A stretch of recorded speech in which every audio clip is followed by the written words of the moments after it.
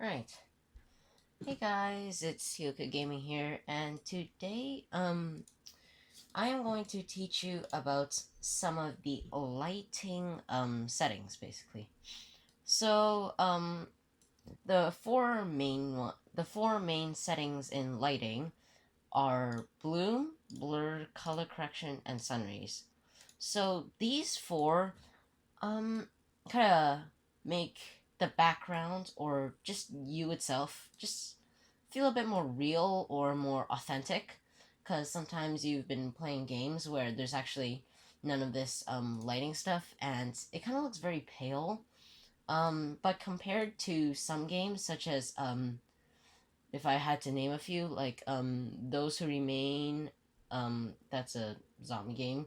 They have very good use of of this one called Sunrays, or I told you already, but yeah. And another one actually is Jailbreak and Booga Booga. So those also have some very good Sunrays too.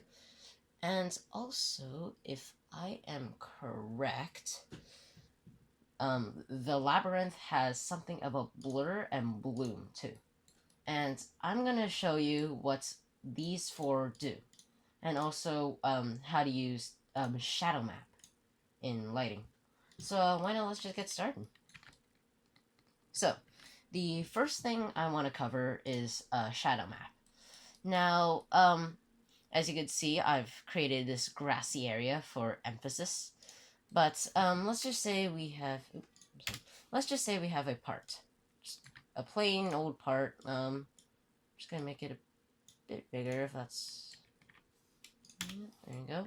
So as you see, you can see the shadow right here, and that is because of this lighting setting of shadow map.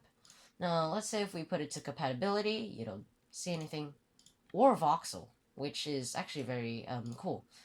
Shadow map just basically adds in that extra real life kind of feeling, and as you put shadow map on, you'll see this, which is shadow softness. You could probably guess what it is, but if you don't know, this just shows how much softness the shadow has. If I put it to 0, then there's basically it's either just shadow or not.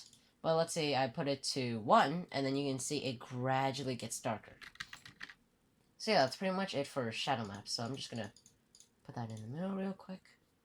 The next thing I'm gonna cover is bloom. So this is this kind of makes a blurring effect on objects. So I'm just gonna put another object in here, and let's the best way to show this is using neon.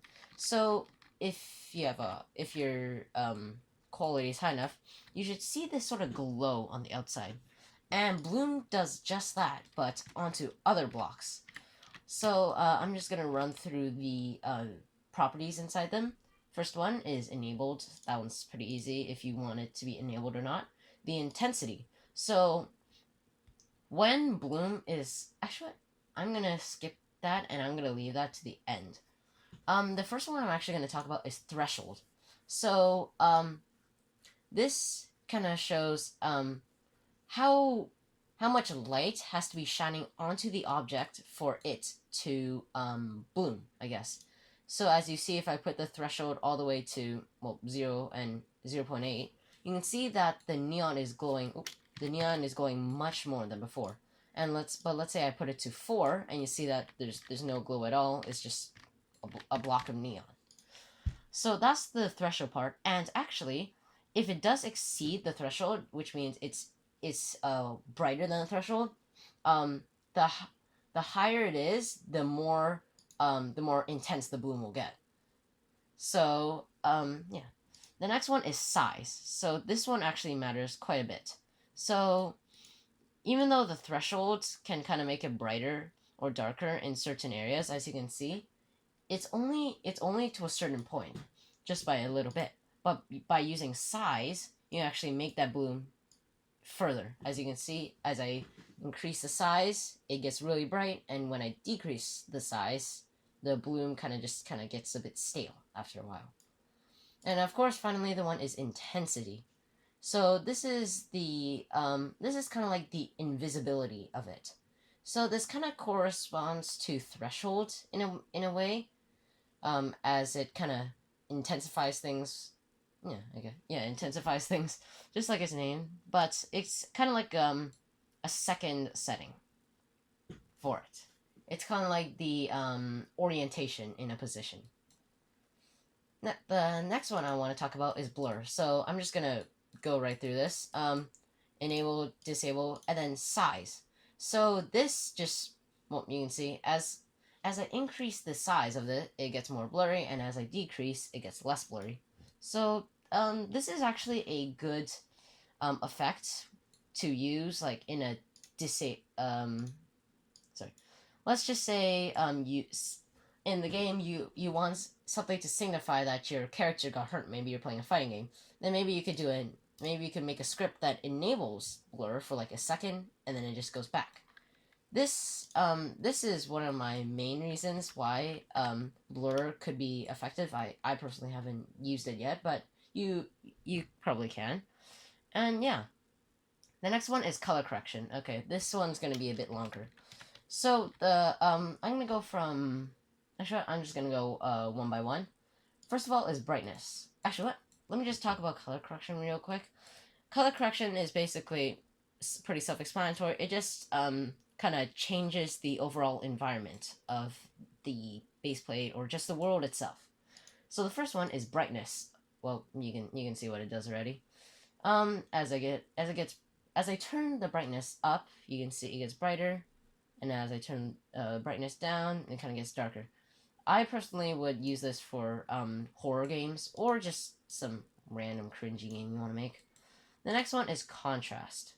This is, well, you can see. So contrast, if you make it higher, it kind of goes into those, like Rush E or just Markiplier E. You can see that everything's kind of really, dark, but everything's really like saturated. Not really the best word, but yeah. There's a very thin line between normal like this and that. Next one, enabled. You know that already. Enabled, disabled. Saturation. Now this one is my personal favorite. This either adds a lot of color or just kind of kills all the color. As you see, as I turn the saturation down, it just kind of goes to a dark, gloomy 20th century kind of thing. Kind of used for, sad movies. But as I turn the saturation really high, everything gets really colorful and bright, and yeah. And the final one is, oh man, that just looks real dark. I'm just gonna put that up to 6. Man, that just looks good. And finally, the last one is tint color. So this kind of just affects the overall tint of the world, I guess. As you can see, this kind of just affects the overall, how should I say it? Just the overall air of things, if that makes sense. But of course, you guys can play around with this yourself, have a bit of fun. And finally, this is sun rays. Now, I actually have to be in-game to do this one, so I'm just going to do that right here. Alright, so sun rays, as you can see right now, is the thing that, as it's in the thing in games where, it looks very bright when you look up. So, actually, I am just going to change the settings right now, since that's what I'm supposed to do in this video. So, I'm going to go back there. I'm going to look up. So, for sun rays, this is pretty self-explanatory. It just does the rays of the sun. So, intensity, super intense. And then as I lower it, the sun rays don't really pop out as much. So you can kind of play around with that. And the next one is spread. So this is kind of how much, if it's really concentrated or if it's just not at all.